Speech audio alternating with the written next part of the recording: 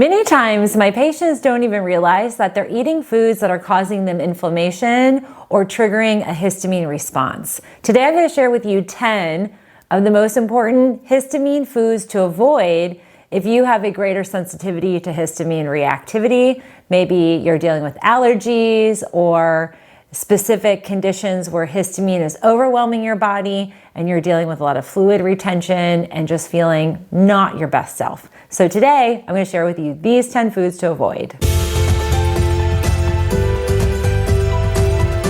Nearly every day, I'm measuring histamine levels within my patients. We run labs and evaluate histamine, which is a neurotransmitter that can lead to assorted inflammatory disorders and diseases.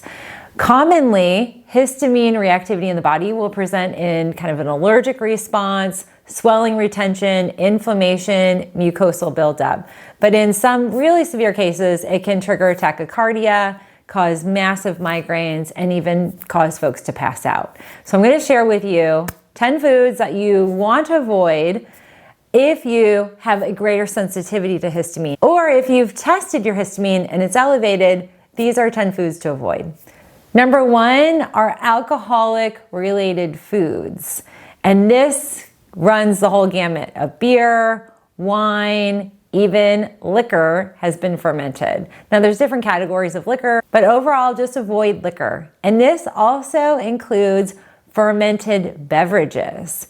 This includes kefir and kombucha, two really common fermented beverages that a lot of people consume, thinking it's healthy, but is triggering histamine. Number 2 are the fermented and pickled food. Foods like yogurt, sauerkraut, kimchi, all of the foods that might be pickled or preserved in a way where they ferment, then those actually have a higher density of histamine within them.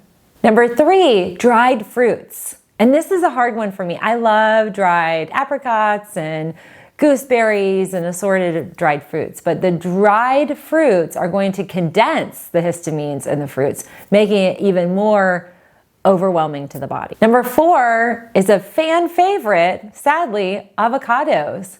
Avocados actually have higher histamine than other food types. Number 5 is eggplant. I personally have never liked eggplant. Ugh. I just don't like the texture. Eggplant Parmesan just grosses me out. But eggplant is one of those that is denser in histamine. Number 6 is processed and smoked meats. Not just for the nitrites and nitrates, but the processed and smoked meats will contain more histamine than their raw, natural, grass-fed, ground products. So there's a big difference between the smoking and the processing versus the meat and the raw, natural, unadulterated form. The adulterated, processed, and smoked is going to be denser in histamines. Number 7 is shellfish. Shellfish is quite broad. This is going to include your shrimp and your clams and mussels, and really tends to be a big aggravator for folks that have that really intense histamine reaction where their throats close. So there's a close comparison here with shellfish and all of these items where there will be greater food allergies with and amongst these foods. So if you've ever done a food allergy test, you might notice that while you might not have a true throat closing experience, that these foods will trigger reactivity in your body. So if you're eating, for instance, a cheese plate and there might be a little shrimp cocktail as well on it, you've got maybe processed cheese that's been fermented, you've got maybe some processed meats, maybe some dried fruits, and you've got your shrimp cocktail. That's like a huge power punch of histamine. Number 8 are nuts, particularly what we call shelf life nuts. This tends to be the roasted, kind of slightly adulterated nut, not in its raw form. But the nuts that fall in this category are peanuts, cashews, pistachios, and almonds.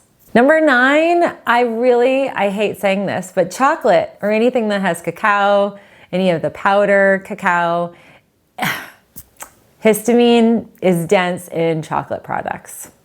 And even denser in the 90+% chocolate. So just watch out for those. Last and final, number 10, are going to be items that we lump into the category of beans and pulses. So examples of beans and pulses are going to be chickpeas and soy flour. These tend to be in greater density when we're looking at the non-perimeter shopping at your supermarket, so all the rows with items in them. Soy flour is very prolific.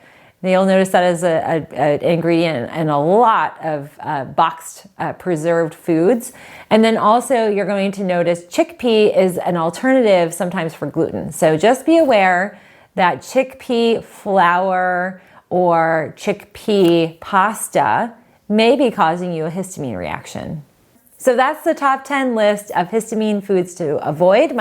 So my question of the day, are you eating any of these or any combination? Let me know, comment which items are frequently being consumed by you and your family throughout the week. And if you are experiencing mild symptoms of fluid retention, maybe even gout or prolonged allergies, just taming or minimizing the consumption of these 10 foods will greatly benefit you. So I hope you found this helpful, and comment below if you have any other questions or would like any other video topics to be discussed here on our channel. Thanks for tuning in. I'll see you on our next video.